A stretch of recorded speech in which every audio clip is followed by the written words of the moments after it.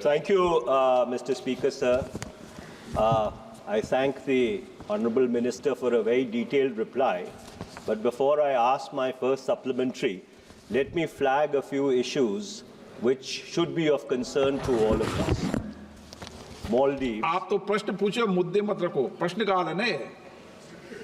अध्यक्ष जी, मेरा जो प्रसंग है वो बहुत ही संक्षेप होगा और वो जो सवाल मैं पूछना चाहता हूँ उसको पूरी तरह से उल्लेख करेगा, तो थोड़ा सा संरक्षण दीजिएगा। संरक्षण नहीं है, थोड़ा सा संरक्षण दीजिएगा क्योंकि वो सवाल पूछने के लिए जरूरी है। Maldives, India was the 8th country which the new president of Maldives visited after being elected on an Oust India campaign, and that too under very severe economic compulsions. Number 2, Nepal. China was the first country which the newly elected Nepalese Prime Minister visited and signed off on the Belt and Road Initiative.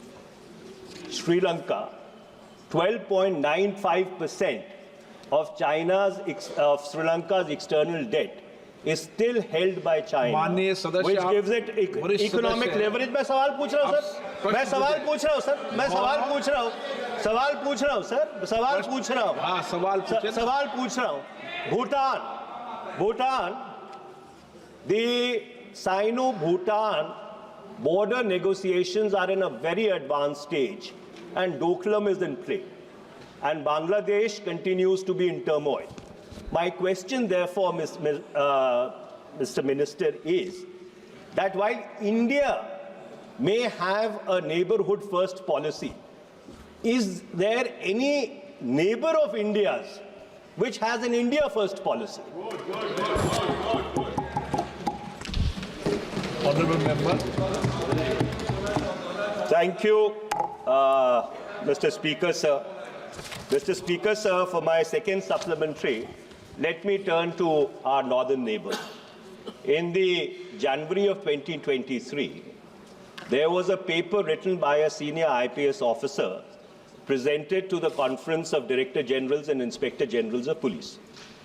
In that paper, it was pointed out that 26 out of the 65 patrolling points from Karakoram Pass to Chumar were inaccessible to the Indian security forces as a consequence of Chinese transgressions. This fact was never officially controverted by the government at any level. Can the minister confirm to this House that after the recent disengagement, all those 26 patrolling points, which were ostensibly inaccessible, have become accessible?